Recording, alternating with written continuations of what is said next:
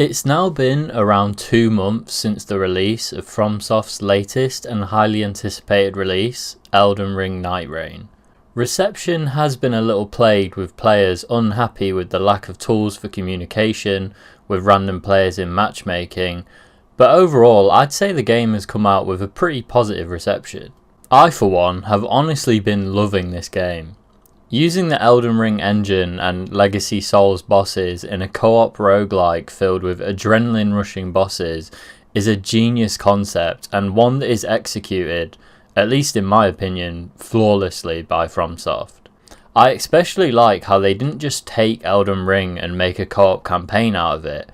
Instead, they specifically remixed the entire flow of gameplay to make a familiar engine feel entirely different than its predecessor. I've even 100%ed this game, which is not something that I normally do. I mean, look at my repertoire. I'm not exactly a completionist. Which actually led me to the idea of this video. I recently bought myself a GameCube controller from Amazon so that I could play the latest additions to the Switch 2 the way the Nintendo gods intended. Me and my friends were actually in a run on the day it arrived, when I joked about my next run being with the GameCube controller, which was obviously met with a resounding, please don't. But this made me wonder, how would that actually work? How would I configure the buttons, and how much harder would it actually make the game? Which is when I thought of the incredibly stupid and painful idea of beating the game with every generation of controller, from the modern controller we all know and love, all the way down to the NES controller, featuring just a D-pad and 2 phase buttons. It's safe to say, after this challenge, I no longer feel the same love I once did for this game. Starting off with some rules and stuff that I set myself. 1. I must beat at least one Night Lord with each controller I use in this video. This can be any Night Lord. I usually would search the 8 Night Lords randomly and see which one I get, but I wasn't entirely strict with myself either. As in, I didn't really care which ones I was killing, as all of them are hard in their own way. As long as I killed a fair variety of Night Lords, that was okay with me. 2. I can only use the buttons that the original controller would come with. For example, the GameCube controller I own is made for the Switch, meaning it has all these extra buttons like screenshot, home, minus, etc. that wasn't present on the original controller. But for this challenge, I can only use the buttons that were on the original GameCube controller. This means none of those buttons mentioned, no clicky thumbsticks, and no left bumper. And 3. I was not running these games solo. There's 2 main reasons for this. Nightreign is a co-op game first and foremost, and is designed with 3 players in mind. This means when playing Nightreign with 3 players, I'm getting closest to the intended experience. Bosses' health do scale up based on the number of players anyway, so I felt this was fair. And secondly, because as I got less and less buttons to work with, looking at the map and planning my next move was just not something that I could do. So I had to rely heavily on my friends coordinating our expeditions, or when playing with randoms, just following them and their pins. Without this, a lot of the gameplay you would see would just be me running around the map like a headless chicken, and not getting anywhere near close enough to a suitable level to beat the final Night Lord.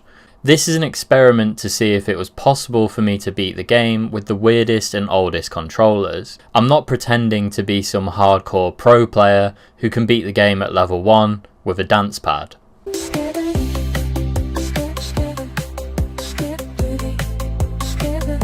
Now that those basic rules are out of the way, I thought it important to carefully plan which character would be the best for this challenge. Ionite is usually the best character and would have allowed me to ping some damage from range. However, Ionite gets a lot of aggro on account of this range damage and also doesn't have the highest health. So if I get hit once or twice, that could be me down and being a complete burden to my teammates. Same thing for characters like the Revenant or Duchess.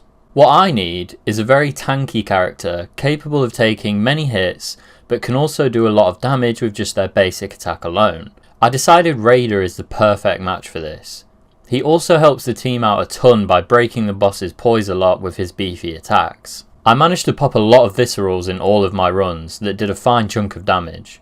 Raider is also a character that can stand proudly on their own without their abilities. Their skill is fine and can actually help me tank even more hits by absorbing damage, but ultimately, the Raider's main appeal is in their thickness. Yep. And then, oh fuck, okay.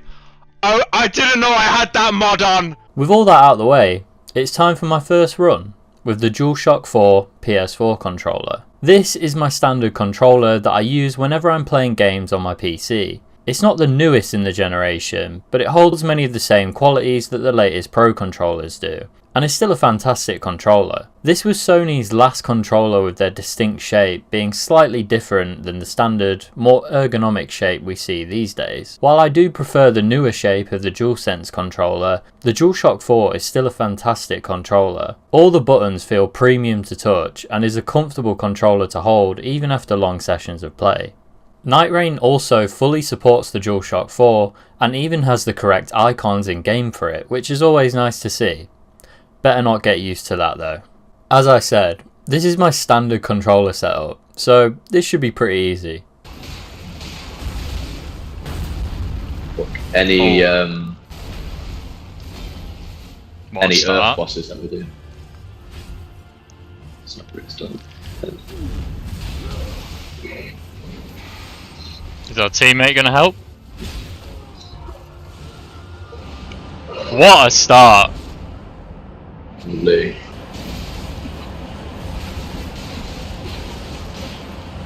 Oh my god.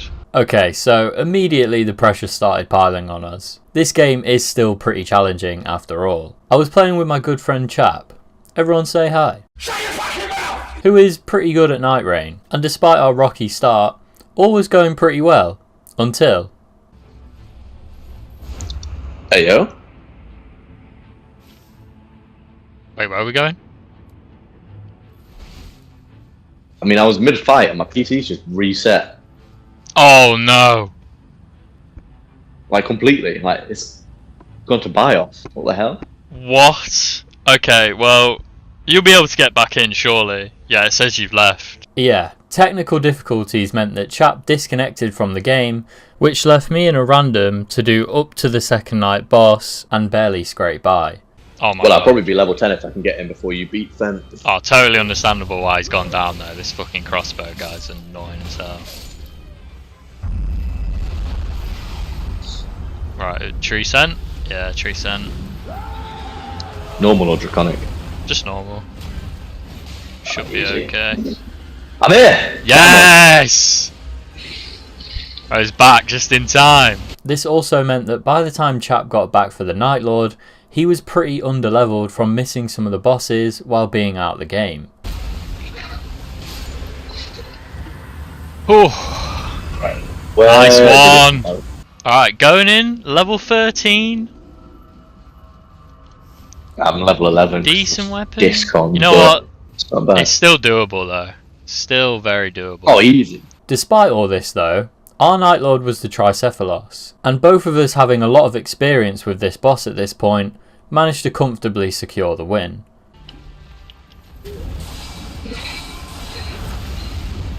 Holy shit, that was so clutch. Oh no, not this again, bro. This is bad. This is very Nah, bad. All I've got the is warming soul- the stones sword, left. bro. And he's fucking... Of course he's after me again, bro. He just okay. wants it. Yes! Come on, man! Oh my god! Oh, my controller's a bit sweaty. That's a bit embarrassing. Let's go! Come on. Allowing us to move on swiftly to the next controller.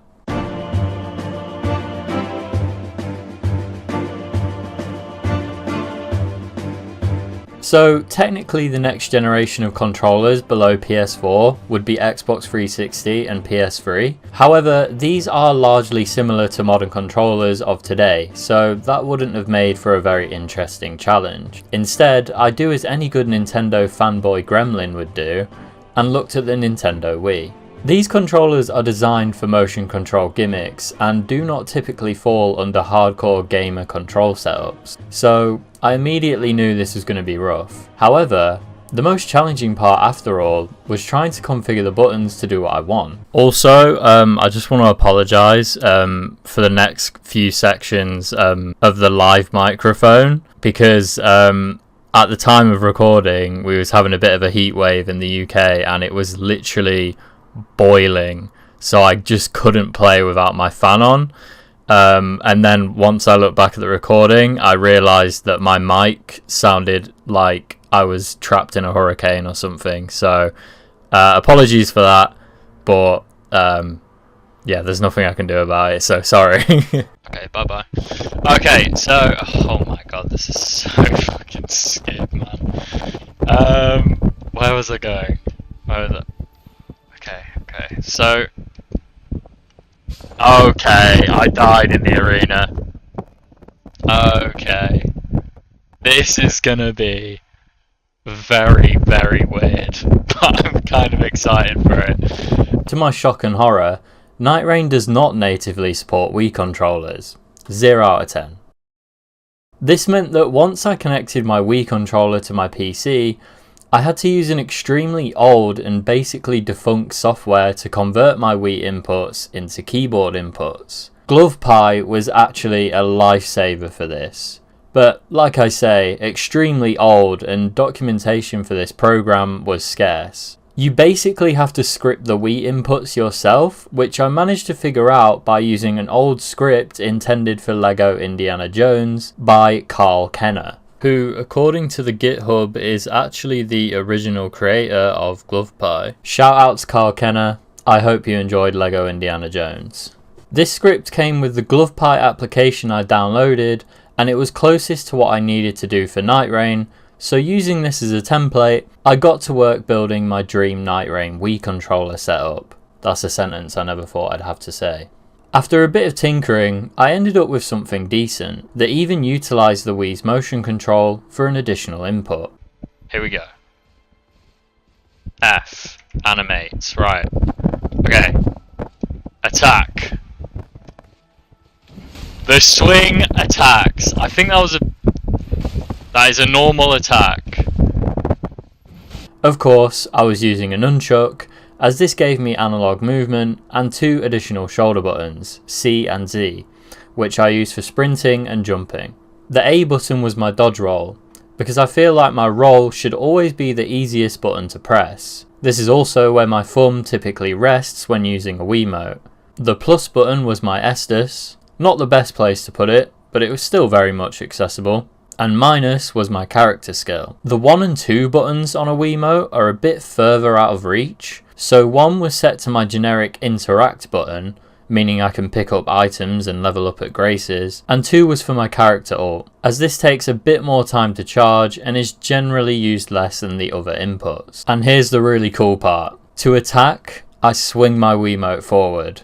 Man, Nintendo are right, it feels so good to just attack with a little swing. It just feels so fucking good. As simple as it was to program this, I was still really impressed with myself, and it genuinely felt way more intuitive than it had any business being. The B button on the back of the Wiimote felt like a natural spot to put the lock on button. At this point, my camera controls were becoming pretty limited. Being mapped to a D-pad rather than a second analog stick made moving the camera pretty awkward. So at least my lock-on button helped me keep bosses to the centre of my screen at all times. With my newfound controller setup, I headed out into my first run with a few randoms, expecting to have a pretty bad one. I spent most of it running after my teammates who I have zero communication with, so it was kinda hard to keep up with them. But together, we did kill a few bosses and get some nice equipment. Ho ho ho ho! Oi! This is so free. Mate. Easy. Easy. We don't have the... Oh wait, we do. Clutching it. I'm clutching it. Our first night boss was a demi-human queen and swordmaster. Honestly, some of the more easier bosses you can get in the pool, and we had no trouble getting past them.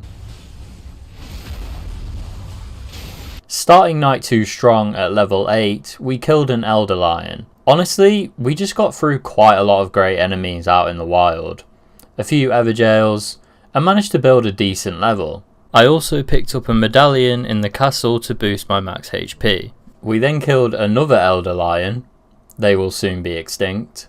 Still at the castle, we hung around killing some banished knights as a good source of runes, before moving on to the second night boss, which was a pretty easy and underwhelming tree sentinel. I don't know what it is about this boss, but I just feel like I can dodge this guy all day long.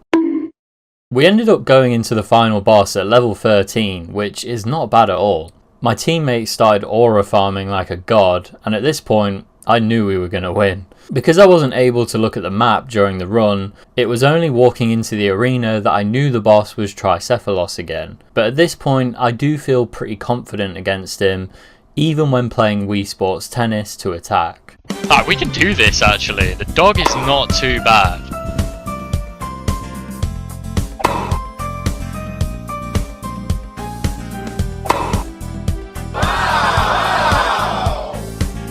Tricephalos of course splits into 3 and usually goes after a player each, so there really is no hiding behind your teammates. Despite this though, we managed to get through without a single person going down. With one swift uppercut, it was done. Let's go, man.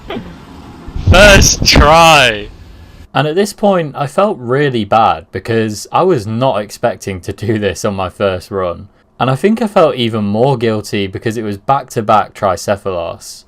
So, I decided to do another run just for the shits and gigs. Can't be that hard, right? Oh my god, no shot. No shot.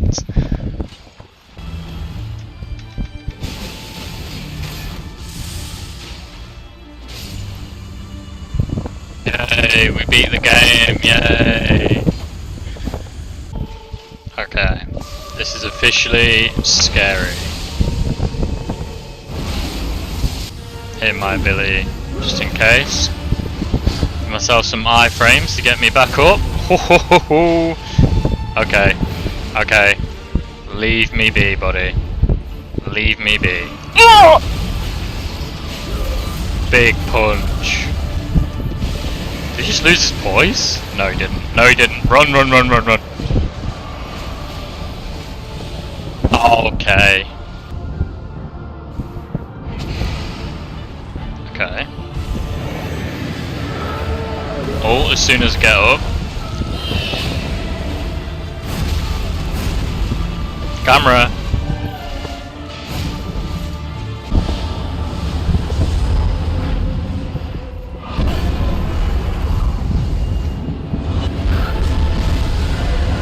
I still have no idea how to dodge that.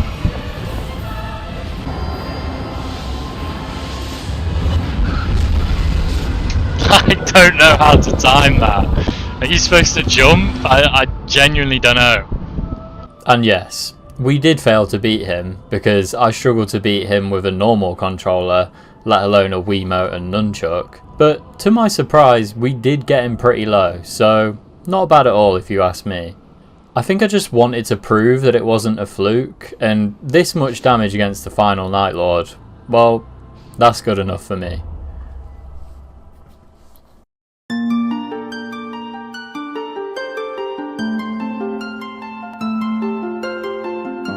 Next up on the list of controllers is the last time Nintendo truly tried to compete with the raw hardware strength of its competitors, the GameCube. Of course, as history went, this valiant effort to match the hardware power of Sony's PlayStation 2 was ultimately not enough, because the PS2 could play DVDs, which apparently was more appealing to consumers than Super Mario Strikers.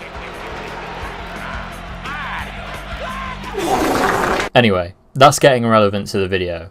Point is, this is also the last time that Nintendo paired their console with a somewhat traditional controller setup. The GameCube controller is often praised for its weird but intuitive button layout that deviates from the usual diamond shape we're used to seeing. It's also missing a left bumper and clicky thumbsticks, which for Nightreign is important as these are mapped to lock on and sprint. This means likely having to sacrifice some other less important inputs to make room for those. Luckily, there are actually many things about the GameCube controller which actually do make sense for a FromSoft game. The Z button is perfect for attack, which is usually in the same spot as a right bumper button. Left trigger could be used for locking on, and the right trigger for sprint. We're getting to the point now where I'm having to sacrifice things like strong attack, which I don't feel like are really necessary when I can just get more basic attacks in with one button. The A button is roll, as again, it's where your thumb should always be resting, and it's a big fat green button, so theoretically, I can never miss it. It says in my notes here that I used B for enter, which is interesting as looking at my footage, I was using down on the D-pad for interacting with graces and loot. So I may have actually used 2 button inputs for menu navigation, which isn't the most efficient thing ever. That, or I just didn't bind B to anything, which is a complete rookie mistake. But I guess this just shows the weird internal journey I was having when trying to make a somewhat usable button layout for these unconventional controllers. I then put Y as Estus, as I felt like it was quite accessible from the A button, and X as jump for the same reason. Thinking back, maybe B would have been a better button for Estus, but then again, I probably would have been more tempted to accidentally press it and waste them as a result. As I mentioned earlier, I sacked off the D-pad for things like items in favour of interact, character skill, and ult. And then I began my run, again with some randoms. Honestly, feeling a lot more confident this time as a result of the GameCube controller feeling a lot more like my normal controller setup. We also had a good team of a Raider, Iron Eye and Duchess, which I feel like is quite a strong balance. However, I soon learned that as a result of my buttons being shuffled around, but still feeling like a modern controller, it actually felt so much more unintuitive than even the Wiimote did. This is... oh my god, guys. This is so confusing. It's true what they say about the Wii, it's so intuitive. For example, having 2 analog sticks without the ability to click them in just felt so wrong and unnatural. It's like my brain was constantly telling me, why aren't you clicking in these sticks? Like, what are you doing? On the bright side though, my analog camera controls were back with the C stick, which is always nice to have. In our run, I picked up a Fire Rotten Great Axe, which I immediately equipped, and then we killed a Royal Revenant out in the wild for some nice runes and a boost to my max HP. Our Duchess then really wanted to go to the mines, but instead, like any good teammate, I defied my orders and started killing a flame troll, which was a tad bit risky as the storm was coming in hot, Jack Black style. Funnily enough, we then found another flame troll at the neighbouring camp and killed him too. I then very awkwardly tried to pin an Evergale on the outskirts of the circle to signify that I have a key that I started the game with and wanted to use. Looking back at this run, this was actually so uncoordinated because then my teammates defied me and we just did an invader camp instead. What the hell is it? Ah, it's me! On the way to the final circle of day 1, we actually defeated a hippo, which I apparently was too scared to finish off. I think I must have gotten spooked by the storm. We then got one of the worst and most boring bosses in the game in my opinion, Tibia Mariner.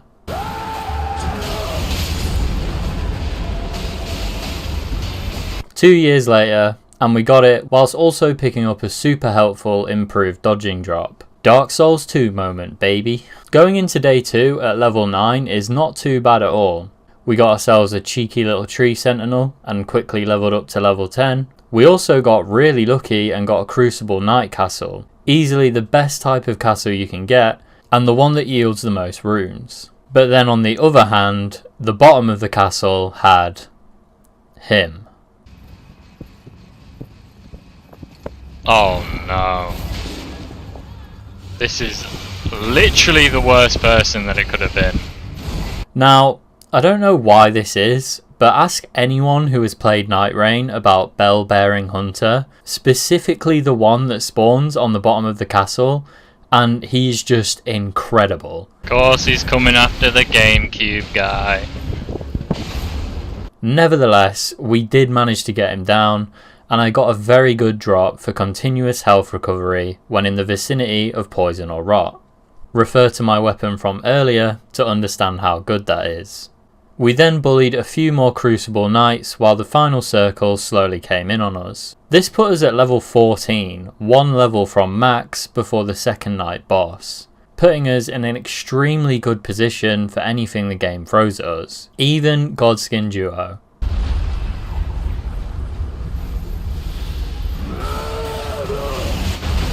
Not the Godskin Duo, man.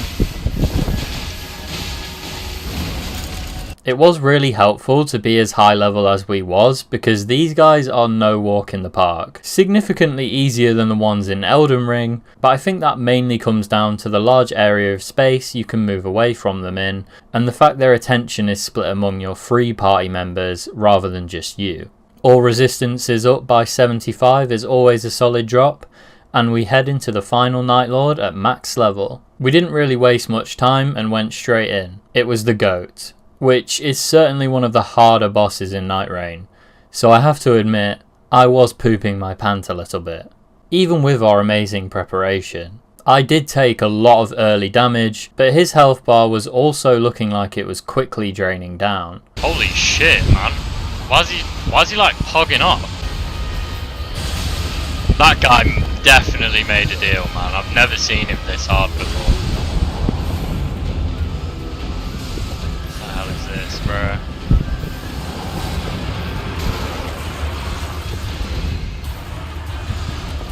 I hit him with a big punchy before he gets staggered, and we get a big Visi on him too.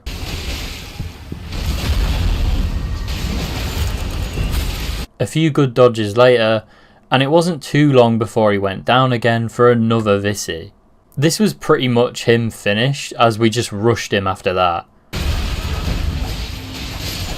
Oh my god, yes! Ho ho ho! Let's flipping go! Then our teammate thanks us for some reason, like he wasn't the most goated random teammate I've ever seen. Oh, thank you. I just got another step closer in my challenge. So. At this point, I genuinely couldn't believe how well this challenge is going. 3 controllers down and all of them done in just one attempt.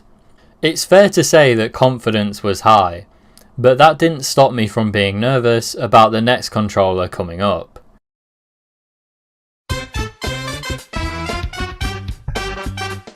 Yes, the next controller was the behemoth that is the N64 controller, released in 1996 alongside the Nintendo 64.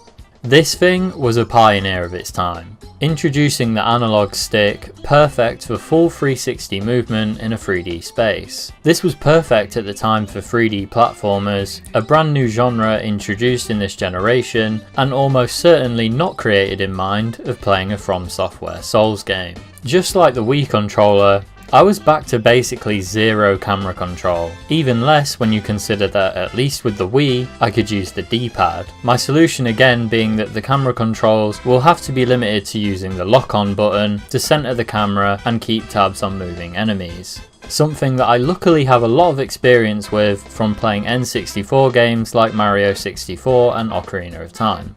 Lock-on was binded to the Z trigger. I suppose I could have used the C buttons as a makeshift camera, but I decided to put them to use on more helpful inputs instead. C down is my sprint, C left is my flask, and C up was used for context interaction. C right might have just gone unused weirdly enough, as I can't find anything in my notes to say what it was binded to. I can only assume it was too far away to be deemed useful in high pressure situations, but in retrospect, this could have served as a good character skill or ult input. I also didn't bind my D-pad or left shoulder button to anything, but if you've ever held an N64 controller before, you'll know why that is. R was naturally attack, which basically feels one-to-one how a normal FromSoft game works, and finally, A was my dodge and B was to jump.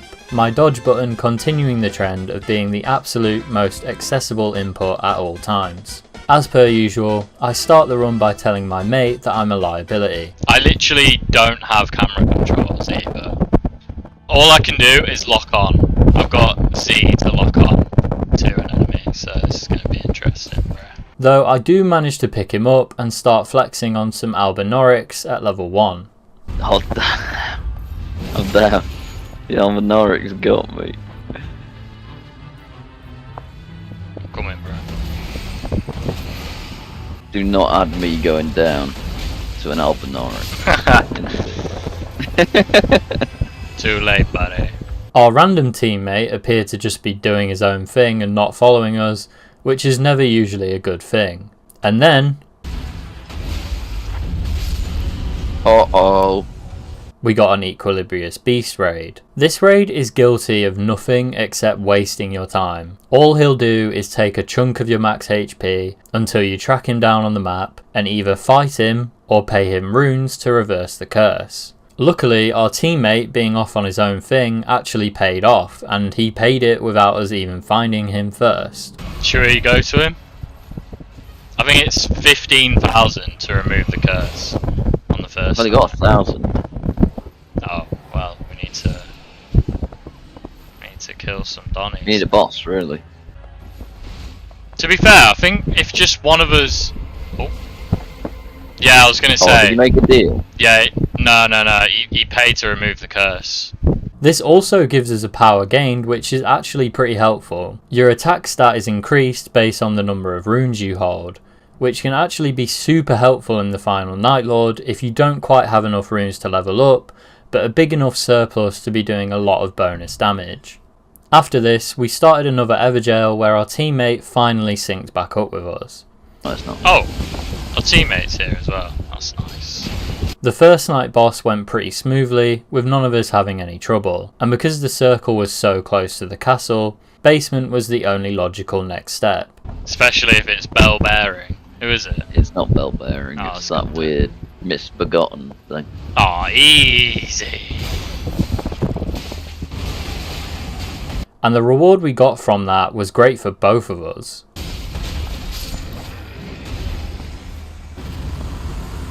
Gold drop. Oh, Wending Grace. Not too bad. Rivers of Blood. Too bad, is it? Oh, that's class. From what I thought was a pretty slow start with our teammate being uncooperative at the start, we now seem to be picking up some great perks and weapons whilst also melting basically anything that came in our way. And we must have been feeling extra confident because we even did top of castle as well, which is usually something I might avoid unless I'm feeling really OP. It was an intense battle, but we eventually got there in the end, and it was very worth it. 2 Rivers of Blood for Ross and a lot of runes. Oh, I got Rivers of Blood for you. The second night boss again was no worries at all for us, and I was feeling, despite using an N64 controller, very confident going into the Night Lord at 1 below max level against the Dark Drift Knight. Mate, we're in a good position though. Level 14. That's so good. I did actually go down twice back to back as he entered his phase 2 and started to feel pretty nervous.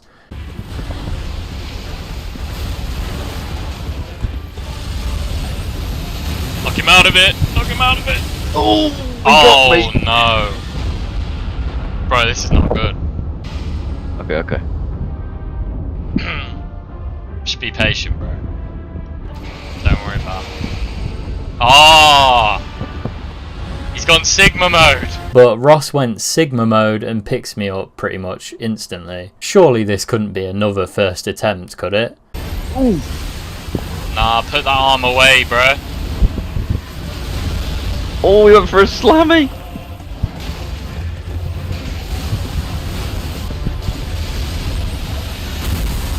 Yes! Ha!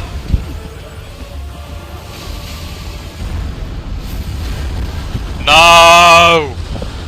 I went down to 3 bars, and at this point we all went down. But the Wending Grace came in so clutch. I've still got Wending Grace, but I don't really want to have to finish him on my own, right? Okay. Oh no. I've also got a Wending Grace. I can't move my camera! Oh, he's back up! You're back up! He's doing something. Oh, Spam dodge! Spam dodge! Spam dodge! This fight was getting very messy, and then we broke his posture. Calm down, buddy. Yes! Yes! Spam! Spam! Nice. Yes! Come on, man! Let's go! Oh my god! GG's, Ross. After a messy but earned victory against one of the tougher bosses in the game, it was time to move on to the next controller once again.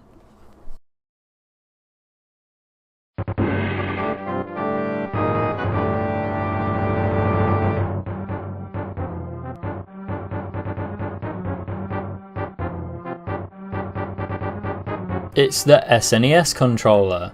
Well, a pretty close replication of an SNES controller. So Nintendo did sell wireless remakes of the SNES controller, but they've been out of stock for years now. So I turned to 8BitDo for this micro gamepad, which basically resembles an SNES controller. We've literally gone from the clunkiest, biggest lump of a controller to something you could literally fit in your wallet. I mean, look how far we've come, from 2 analog sticks to none, from 4 shoulder buttons to 2. Yes, this controller was home to a console which primarily featured colourful and bubbly 2D platformers. This means the biggest challenge was converting 3D analog movement to an 8-directional input D-pad. My first idea was to bind the D-pad to a left stick input using Steam Input. Directional pad behaviour, left joystick. Oh, perfect. And this worked okay at first, with the exception of a slight turn breaking my sprint. But then, for whatever reason, a good chunk into our first run, the D-pad just stopped picking up input and I was unable to move at all. Everjoel's on the map. And they're all near churches. This is goated, bro. It'll be an attack, by the way. Yeah, I've just randomly just stopped being able to move. Which was bizarre as I could still do other inputs like attacking. No matter how hard I tried to fix the input problem, I unfortunately just ended up dying in the storm, and me and my mates just had to call it a day on account of me being paralysed apparently. Just not getting any input anymore, either. So, what a way to ruin the streak of first time attempts, with run-of-the-mill technical difficulties. But nevertheless, I was determined to set things right and fix my movement issue. The fix was actually much simpler than I thought. Instead of using Steam Input to convert direct input, I changed the controller to keyboard mode, which essentially means each button is binded to a keyboard input. This way I could use the in-game mapping menu to treat the D-pad like WASD, which turned out to be so much smoother than my movement was before. Probably because the game is no longer expecting 360 analog movements and is now treating the D-pad like what it is, a D-pad. Because the face buttons of an SNES controller are pretty much identical to those found on a modern controller, those bindings were pretty straightforward too. Same for my right shoulder button being attack. The left shoulder button, however, was used for locking on and centering the camera. This was also where I had to start using some pretty unconventional buttons for certain inputs. These third-party controllers may have extra buttons for compatibility with modern platforms like the Switch, but for the sake of the challenge, I of course was not able to use them unless they were on the original SNES controller. Luckily for me, the SNES controller did have a start and select button, which I used for my sprint and character ult respectively. Admittedly, I maybe should have prioritised my character's ability instead, as Raider's ult is a little weird and the ability can be used a lot more frequently, but having one is better than having none at all, I guess. After abusing Chap verbally at the start of the game, thinking he was the random. Oh, we got an Eye as well. No! Use Eye, use Eye. No. No! It's me. I'm the green. Oh, okay. Oh, you could have used. I thought I was shouting at the random. Oh, my bad. You could have used anyone you wanted. We started our second run, feeling a lot better about my new controller setup and wanting to make up for the pathetic excuse that was the first run. Our first Evergel was a lucky Crucible Knight which grants more runes than usual. Even though we were only level 1, Going straight to level 5 after just one fight is huge.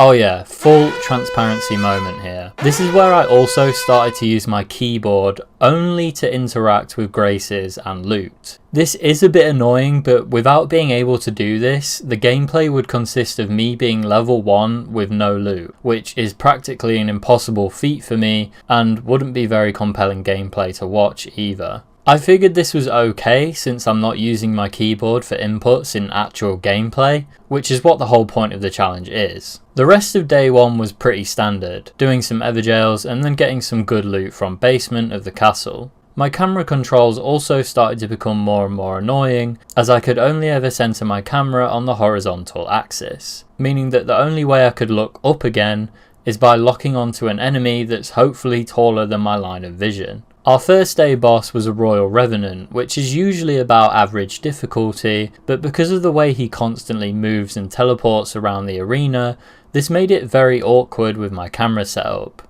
Bro's out the circle. He's cheating.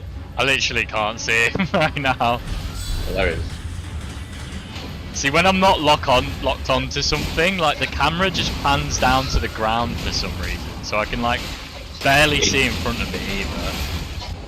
HP. One successful attacks, we'll take that, I guess. Right, we want to go.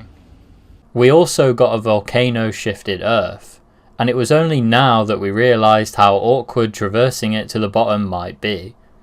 How are you going to be able to know where to jump to do the walk? Oh my god, you're just gonna have to guide me, like yeah. walking a toddler or something.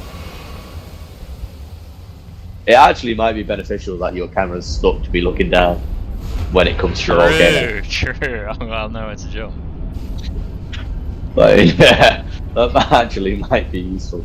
After going through the mini bosses, we got up to a respectable level 10 and picked up a fire weapon with the intention of upgrading it to legendary when we got to the bottom of the volcano, since that is one of the goat's weaknesses, which is very much needed against that boss since, in my opinion, he's definitely one of the hardest. I guess one complaint I can say about Nightreign while we're here is the shifting earths having the exact same enemies and layouts every time. Don't get me wrong, this is a great way of rewarding player knowledge and allows players to better plan and route out an expedition. But I cannot stress to you how bored I am of this fight with the magma worm because it's the only possible boss you can ever get in the volcano. Surely it wouldn't have hurt FromSoft to include a small pool of random bosses that can spawn here just to keep things interesting. All the shifting earths have this problem, which is a shame because they are also some of the more interesting areas to explore when you first discover them. After multiple runs, it goes from fun to grindy and tedious just to get the power at the end very fast. Anyway, this isn't really a review video, so I'll back off a bit. I upgraded my fire halberd to legendary in preparation for the go. The day 2 boss was Godskin Duo. Again, one of the more challenging bosses in the game. Oh no, not Godskin Duo. That's pretty hard actually. Oh no, he's going sicko mode. And his friend's coming. Right, I'll take what I possibly keep doing. Second phase. His second phase now, he's turned into a slinky. Oh no! I got caught in the flames. Oh, you killed him now. Okay. It's alright, this guy. Oh, he's got you, he's got you, he's got you.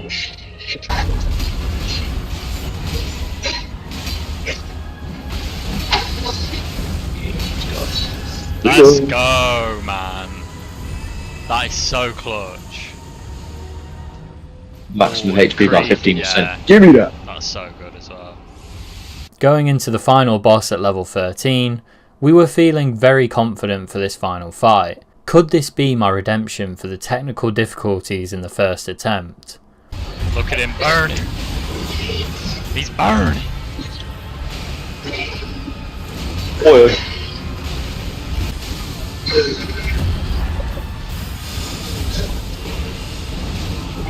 Oh my god. Okay, bro got me, bro got me. What is happening?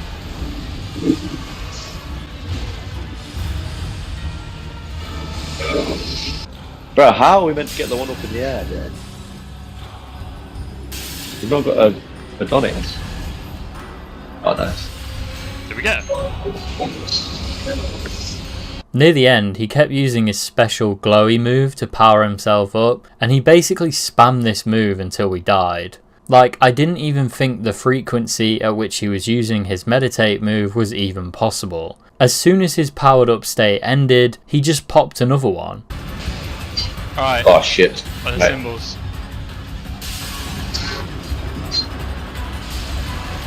Oh, he got it, he got it. And while we're at it, his last one lasted for literally like a second. Like, how was we supposed to break him out of this in that time? I didn't notice it at the time, but something just smells fishy watching that one back. Miyazaki trying to end my challenge run confirmed?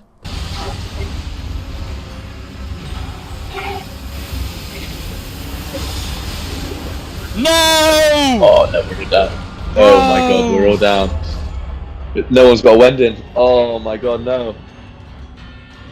That was the one. How, bro? That was the one, man. Yeah, that was so close. I don't think we could have done anything any better there. Like, I think we did everything No, the we best did we really. could.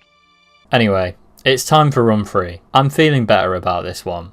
Yeah, this run was shocking. Pretty much just left straight away because our teammate was off doing his own thing and kept dying. And we didn't want to waste a whole 40 minutes for a run that already seemed to be dead in the water.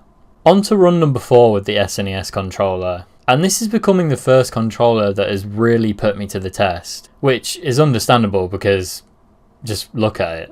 But still, to go from beating each attempt first try to this was a big blow to confidence. I was feeling good about run 4 though, and I think I'm just going to let play out what happened. Oh, what the hell? My tea's ready now. Oh, what the hell? Alright, go for your blood clot tea then, dude. We'll do it when we're back. Yeah, yeah. I'll pause the recording. Yeah. BRB.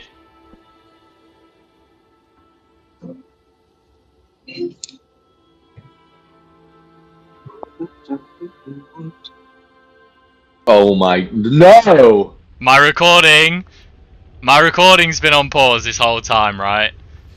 However, this looks suspect. I can't lie, but look, I'll show off my status. I knew this would happen when I paused earlier, man. That's crazy. Fuck's sake.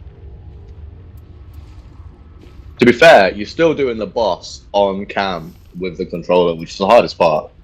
Getting to the boss is easy. Yeah, yeah. Here's our levels and whatnot. Chap and Shadow Crunch can attest that I've been on the SNES controller the whole time. I actually have, and that's why this is really annoying. But yeah, man. Oh, god damn it! That was some really good fucking gameplay as well. I'm just glad I caught it before the final. Yeah, I can't believe you've left that. I don't know if I can use this anymore. I don't know. But we'll I know. try and win. We'll try and win anyway. We might have to do it again. Yeah, so we came all this way, level 14, had a fantastic run with a great random teammate, and it was only now that I looked over at my second monitor and saw that my recording was paused. I was literally fuming at myself, but despite that, we still had a job to do. We always phases He's like well, I'm tanky. pretty sure. Oh my god. Pretty sure I've only beat I beat it first time. Basically, yeah. Same. This is the second time I've ever based it.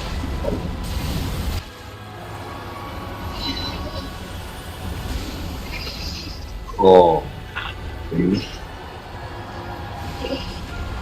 You back on 2 dot? Yeah. Fuck knows what's happened there. Weird. I don't know why I was on Q dot in the first place, to be honest. Oh, I ran out of fucking Estes. I think you can really tell I was thinking a lot about my next move because I'm barely talking in this entire boss fight. Yes, Boy. bro got you up. Thank God. What I'm a so legend. glad. Even if we did beat this dragon, could I even use it? I was just so full of regret. And then the boss finally went down. Come on, come on, come on. No, no. But happiness and relief wasn't the feeling I got. I mean, alright, I felt it at first, I'm not gonna lie, it's still an achievement. Oh! Oh! He's come up! Yes! Yes! Yes! Man. Let's go! Fucking come on, bro. Come on. Let's go, man. Oh my god. But it then set in. I'm so mad that I paused the fucking recording. I know, that, the fuck thing about that is that run might get void. You might have to do it again, even though you've just done it. Thing is, why... That's crazy. The annoying thing is, why would I just, like, fake the easy bit and then just fucking do that? Oh my god, man. Yeah, I know. I'm so annoyed, though. I don't want to use it. I was so conflicted. Do I keep going with the SNES controller so I can capture a full run and prove my legitimacy? Or do I just leave it there and let people debate about whether the run was real or not?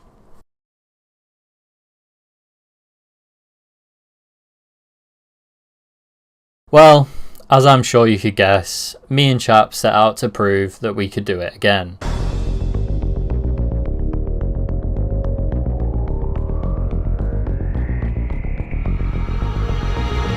But I still felt so defeated. How can we do what felt to be impossible the second time? I think it's fair to say, even though we won the last round, we was playing with shattered confidence. Or at least I definitely was. This run was just more of the same, doing as many Everjails as possible to farm levels. Our random was also a Duchess who was very good at the game, so that also helps. The second night boss was also the Dancer of the Boreal Valley, which is 100% one of the hardest bosses in the game. I think this sigh when I went down says pretty much everything you need to know, really. Let's go to second sword.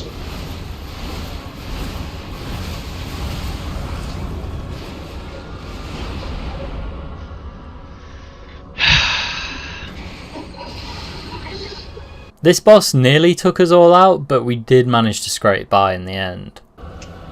The jar cannon has been super useful for getting its health down.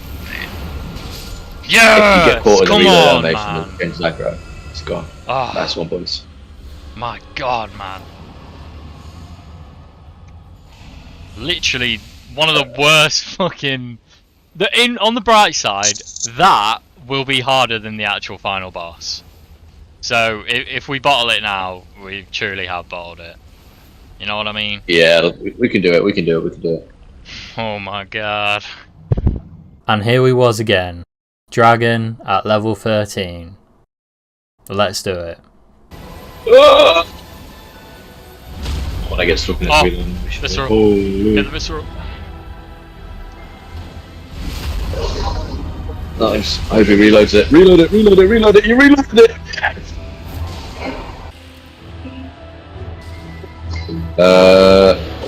Oh shit.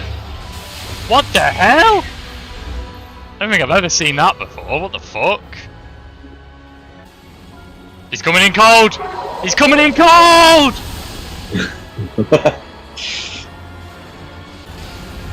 It's alright, burst down and look at his health. Yeah, I know. We've got it in the bag. He's gonna put the fries in the bag soon. The only issue is the frostbite is pain and he just went to press it. Yeah. Oh no! Oh no! He's gone Apex. invisible. Heal.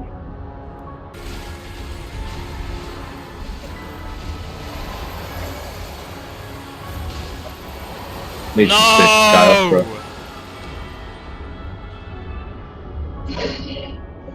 I'm gonna try and take aggro so he can get you. Just kill him. Oh no, I'm down. What just happened? Did you just despawn? Nah. Oh, I don't know if Apex has any healables. Oh my god. No! Oh my god, there's no way. Oh, Oh my god. That's actually so fucking annoying. Oh my god, bro. That's actually so fucking annoying. Yeah, I think my reaction says it all. We've done this boss before and now we couldn't beat it. And you can tell I'm just getting so tired and frustrated at this challenge because the only reason I'm still doing it is because I forgot to press play on my recording. I don't want to have to keep using this fucking controller, man. Oh, Fucking brother in hell. Christ. I'm so fucking mad. I've already done it! I've already done it! My god! Oh, bro. I mean, I knew this challenge was going to be hard, but I never imagined myself getting this angry at the end of a run. Run 6 was another pretty uneventful run, albeit including a Margit raid and our teammate having some sort of connection issues throughout. We still got to Sentient Pest though at a respectable level 13, although even with a Wending Grace on our side, it still wasn't enough. Hold on. Papa Wendy! Nice. I didn't know you had that. At this point, my confidence was at an all-time low. I mean, Sentient Pest is not really a difficult boss if you know what you're doing. You know what? I'm not doing it again. I've already done it. Fuck it. I'm done with it now. You know. I don't blame you, to be honest.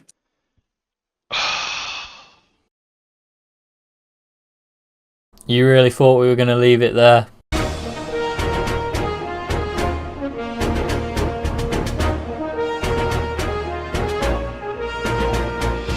I couldn't let myself do it. I had to get the full run. Even with terrible confidence, poor form, and a massive paranoia of leaving my OBS on pause again, we started run 7. We hit the same solid strategies we know to be proven. Guardian Golem Fort to get an extra Evergel key. Godskin Apostle, done. Crystallians, done. Dragon Raid, Red Wolf in the basement. Valiant Gargoyle was our first night boss. Melted without even going down. This was going very well. Level 10 after first night boss is about as good as it gets for a day 1. We also got the Mountain Shattered Earth, which while it does have a pretty useless power in my opinion, it also has the most potential for good drops and high levels due to the number of great enemies that spawn here. Oh, double Vissy! That's crazy. Tree Sentinel on day 2, scratch that, reverse it. Default Tree Sentinel on day 2 was no match for us at the big level 13. Lovely. That is lovely stuff, man. Our final boss was Augur, an annoying boss that usually takes a long time due to his massive HP and the fact he keeps flying around away from you. But this could be it. It was going so well. Until... Oh, he's about to. He's chopping a nuke. Oh, He's chopping a nuke. bro. There it is, there it is. Got it. Oi. Nice, GG. Oh, he did another one! What? Oh my god. Oh my god, I'm down. Oh my god, no! Yeah, by some miracle, I survived on just a morsel of HP while Chap and our random went down instantly. That literally could have been it in one foul swoop, and I genuinely don't know how I would have reacted if we went down like that. But with a bit of luck on our side... I'm down. Oh my god, no! Jack, you're the only person left. Heal! Oh my god, what the fuck just happened? He dropped 2 nukes at once. He never did the first one. He just did 2 straight away. We didn't know. What the fuck? Oh my god! Holy shit. Oh my god. Oh my god. That was nearly the end. Where is he? Right, go get the other guy. I'll ult him. Get the other guy. Get Waxy. Nice old Holy group. fuck. That was nearly the end of the Oh oh my my god. God, that If we was died so then, I fucking would close, have man. the game. What the fuck? Pop in the open line. I'm not having that. Fuck me. Yes! Yeah! Come on, Come on! man! Let's go! Yeah! Go, Oh bro. my god, the full run. The full run. I didn't even have to do it, but I did it anyway! To prove all you wrong, I can see the comments. Not anymore. Not anymore. Oh, what a run. Oh my god, I'm so happy. I'm so happy, man. We did it. And now, I never want to look at this stupid fucking controller ever again. And so, we have finally made it to the final controller of the video. The NES controller, which originally released in 1983 for the Nintendo Entertainment System. This controller sports a brick-like design with just 2 buttons and a D-pad. From the SNES controller, the controller that took me 7 attempts to beat, and gave me by far the most grief of all so far, we're down 2 face buttons and 2 shoulder buttons. At least we can utilise the start and select buttons similar to how we did with the SNES, but this time, because of the sheer lack of buttons, I had to get a little creative with how I made this possible. Let's start with the basic inputs first of all. A is going to be attack. This is the first time, bar from the Wiimote, where I've been forced to use something other than a right shoulder button for attacking. So this is going to feel very strange. Continuing the trend right until the very end is the B button being dodge, as it is again the easiest and most accessible button to press at any one time. Then you have start and select being my jump and lock on camera control respectively.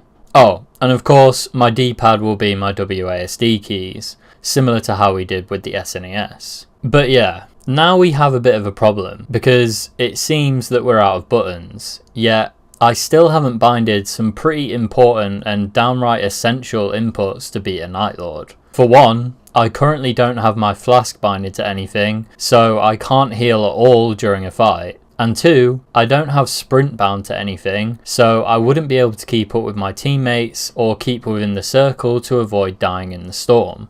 So, as I'm not going to pretend I'm an absolute god at this game, I turn to Steam Input for help. As it turns out, Steam Input allows players to bind contextual button presses to separate inputs, such as double tapping a button quickly or holding a button down, which separates the input from a standard tap. Oh, I can make it so a double press is sprint. That is perfect. And then, oh, Steam Input has come in clutch here. Let's go it, bro. Like, this is actually made like an impossible controller setup. Not that bad. This allowed me to bind many more inputs than I was originally going to be able to work with. In the end, this is what I came up with. Holding down the B button was going to be my sprint. Surprisingly, this felt pretty natural and it made sense to put this on the dodge button, as I'm never going to have to dodge while sprinting, or at least it won't be absolutely necessary. Double tapping the start button allows me to drink a flask, bringing back my ability to heal in combat, and this is where I thought, you know what, while I'm here, why not? I've got more buttons to work with. I also assigned my character ability to holding down the select button and my character's ult to holding down A, aka my attack button. This surprisingly all felt incredibly natural during the course of my attempts and actually shocked me just how powerful a tool Steam Input can be. Since I wasn't using any buttons that wasn't originally on the NES controller, I felt this okay to be done. I even did some light research on this topic and found that some games on the NES actually did utilise holding down the A or B buttons, like Mega Man and Castlevania. Castlevania had players hold the B button and up on the D-pad to activate weapons like holy water or daggers, while Mega Man allows the player to charge an attack with their weapon. There was also a prominent example of double tap inputs on the NES in Kirby's Adventure, where players could perform a dash by double tapping the D-pad in their desired direction. So yeah, we actually ended up with more possible inputs here than with the SNES controller.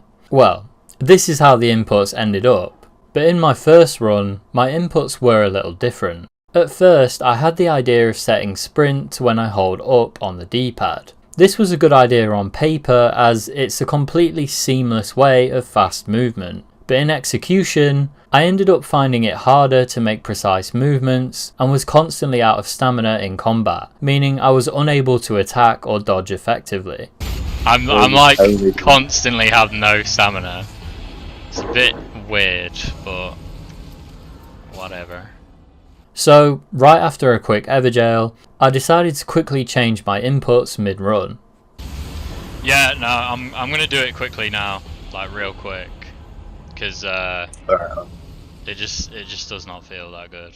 I also had the benefit of this controller feeling a lot better due to the size increase, which ironically would have made the SNES run a lot easier if I used an authentic controller instead. Unlike the SNES, this first run was very promising. Could it be that my first run attempts were finally back? Was the SNES controller just an anomaly in an otherwise smooth sailing challenge video? Our first boss was Tibia Mariner. Again, one of the worst and most boring bosses in the game, but nevertheless, at least it's a pretty easy one. We also got a sentient pest raid here, which is actually a really great power which randomly grants you runes every time you attack an enemy, which really helps get your level up quickly. I mean, if you're not at least level 13 for a final boss, I'd say you're in a bit of trouble, which is actually the level we got for the final boss of this run, which happens to be the goat again. Hooray. This, as always with the goat, was another tough fight. We started off pretty poorly, allowing him to power up early, which did a lot of early damage and got us down very quickly. Any fight with the goat, the main priority should be knocking him out of this state at any cost. But alas, he did take us out pretty quickly, and despite this being a good run, we just fumbled on the final boss hard, barely doing any damage to his health bar. Mate, we didn't even do a fucking third. We didn't even fucking touch him, mate. That's That boss so fight was frustrating. brilliant. Disappointing, but still not a bad start to life with the NES controller. At least we knew that we were capable of gathering high levels and gear throughout our expeditions. Or so I thought. I hopped into run 2, feeling a little bit better about my chances after the first run went so well. This time with 2 randoms, which turned out to be a big mistake. As I'm unable to look at the map myself with my limited bindings, I was stuck following around these randoms with no voice comms. All the while my mates in the VC talk about genies in sitcoms. Did anyone ever watch that TV show Genie in the House? Genie in the House. I mean, I recognise that. We're just a normal American family, but well, we live with a genie. I should have known this was a pretty terrible idea when we for some reason went basement at level 4, got a red wolf and pretty much instantly turned around when we realised we were so underleveled for this fight. Another thing I should mention is that I had kind of a big break between the first run and this one from Nightreign in general, so I was feeling super rusty even with a normal controller setup. I mean, I was nearly walking away from drops and just generally fumbling around like an idiot. Oh my god, I didn't even pick up the drop. Holy shit, I'm not on it today, man. Oh, fucking hell. It didn't help that this cat just decided to start floating on us. How are you? Fine, thank you. We were pretty underleveled going into the first night boss, which was Smelter Demon. Despite getting him down to a very short amount of health left, we actually all went down here, and that was that. The first time we failed a run before getting to the final boss, discounting technical difficulties. Oh my god, we went down on the first night boss. That is terrible. But luckily, my friends were about and ready to hop in for the next run straight away.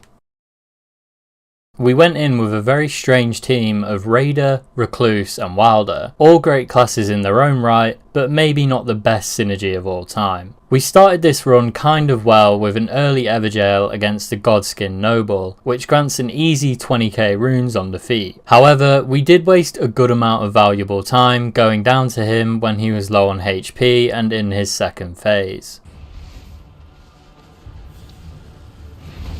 you play with your dice over there. What a clutch. Oh, he's God broken. Oh shit. It's annoying when things like this happen at the start of the run, but it can be recoverable. We went into the first night boss at a very low level 6, and 2 of us went down to Godric very fast, which was a bit worrying. Somehow though, we managed to scrape by a very challenging first night boss, and starting night 2 at level 8, It felt a little like we was falling behind at this point, and we had to try get some more levels fast if we were going to stand a chance against the Night Lord. We got the city shifting earth, which felt like a bit of a risk at such a short level to go to, but if we could beat the boss here and get the power gained, we could genuinely pull ourselves back in for a chance. We did a few great enemies on the way, but the storm was already moving in, so we didn't even try doing the final boss. Instead, we killed the Dragonkin soldier on the way out for some quick runes and head to the second night boss, Godskin Duo. Oh no, Oh, the no. boss is coming! Oh, for fuck's sake, it is as well. Ah, fucking poke! Ah, oh, I can't see you. Honestly, probably the worst kind of bosses that we could have got at this point. We was doing okay until the second one came out and Ross was on a tier 3 down already, which just gave us no time to pick him up, especially with the duo being one of the more aggressive bosses in the game. Dan unfortunately went down while trying to revive Ross, and while he was only at 1 bar, I just couldn't deal with the onslaught of both bosses coming at me at the same time. My camera's facing the floor. I can't see. Oh shit, the guy with the Oh, he's controller. rolling. The guy with the controller or something. I literally couldn't see. I had a fucking bird's eye view. Maybe I could have done better in this situation, but again, I was very rusty after having quite some time off Nightreign before these last 2 runs. Ending another run before ever seeing the final Night Lord, things were not looking up. Run 4 was ready, another day has come around and I'm feeling a lot less rusty. No randoms this time, just Luro and Chap. Raider, Wilder and an Iron Eye is always nice to have. With this run we completely hit the ground running, clearing a fort and picking up an extra key for an Evergaol, which funnily enough was yet another Godskin Noble. But this time we dispatched it very quickly, no going down this time. We then found yet another key at the base with the giant archer on top and quickly opened another. Our game plan was simple and strong. Spam Evergaols.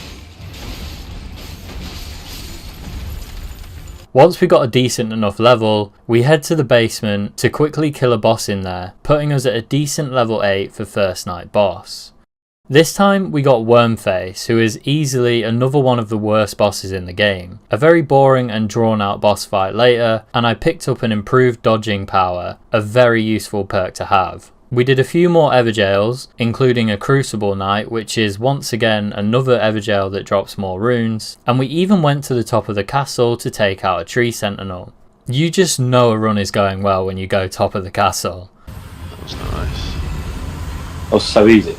All that was really left for us to do was to go and hunt out some more great enemies on the map before the circle closed in. We beat a Royal Carrion Knight and cleared out a camp before moving on. Level 13 with the option to level up to 14 already, this was going so well. Fully grown. Oh, my ult just fucking whiffed completely. Oh, Wendy Grace! Bro, we're not dying today. Well, this is it. Oh, Next hell run, yeah. first run of the night. I've got the Wendy Grace. Right. Fire. Let's not Level be 15 let's as not be well. too overconfident going into this, boys. Let's No, let's go I'm in chilling, lad. and do our jobs. We know No. how to do them. We're all experienced. We're all gods at this game now. After this, we readied ourselves for the final challenge. Augur. Again, an annoying boss because he keeps running away, and as we know from the SNES run, he's definitely got a trick or two up his sleeve, so we saved our ults for making sure he can't do anything to surprise us. Don't sleep. Yeah, he's just asleep. Anyone got an ult? Who's got ult? I've got ult. Go on. Sam. Luro absolutely clutched up with an Ash of War when Chap went down unable to shoot the Augur nuke coming from the sky. I can't He's see nuking. it. I can't even see it. Yeah. Oh my god, I'm down. I can't hit the nuke. Oh my god, I'm down. Oh my god, I'm down. Oh, nice one. Yeah. Nice. He tried to lull us to sleep, but we pulled out our ults to stop it, and with that, there was just a few more hits left. Alright, yeah, I'm all in. Whoa! Yes! Come on! Come on, Yes! The nest. That's it! boy. That's Next it! run. Challenge completed. The Let's challenge, go, bro. all fucking controllers Do you done. know what I think to that, Jack? Ah. Oh, cheers, guys. Oh, well, thanks for helping me, boys. I couldn't have done it I know, without right? you. This was the most relieving moment for me in this whole video. And to be able to finish the challenge with 2 of my mates rather than any randoms on the party was just an absolutely great feeling as well. And so that is how I beat Nightreign with every generation of controller. I know a lot of people are probably capable of beating the game with like dance pads and whatnot. Hell, I think a fish actually beat Elden Ring. But I'm not pretending to be the best Nightreign player there was or anything. This just sort of started out as a joke with my mates if I could do a run with a GameCube controller. What I did find most interesting is looking at how these controllers evolved over time to fit their purpose on their console. The NES and SNES controllers being perfect for 2D games, the N64 pioneering 3D movement in brand new 3D technology, the Wiimote with its motion controls, and of course the modern controller as we know it, with all the versatility to tackle any kind of game. Could I have looked at these in a better way rather than playing Nightreign with them? Absolutely. But it was surprising to see just how versatile these controllers could be. Other than looking at the map or interacting with menu actions, the NES controller let me do pretty much anything in main gameplay, with just a D-pad and 4 buttons if you count start and select. Now, if you don't mind, I never want to look at this stupid game ever again. Thank you for watching if you made it this far to the end of the video. I'm just kind of going off script to say I appreciate you watching. I'm sorry this video took quite a while, been quite busy in my personal life, and also this is just a pretty new form for me which I've never really tried before, so it's been a bit of a journey trying to learn how to make this kind of video. But yeah, if you enjoyed that kind of stuff, I do more review style kind of videos on my channel. As you can probably tell from the controllers I used in the video, I'm quite a big Nintendo fan, so if you're into that and you like these kind of review style videos, then throw me a sub if you don't mind. But yeah, again, I want to say thank you for watching. Thank you to all my friends who suffered with me during the course of these runs. I know it can't have been easy while one of your teammates literally has like 2 buttons and a D-pad. But yeah, this is fun to do. Nightreign is a fun game. And yeah, thanks for watching. I'll see you in the next one.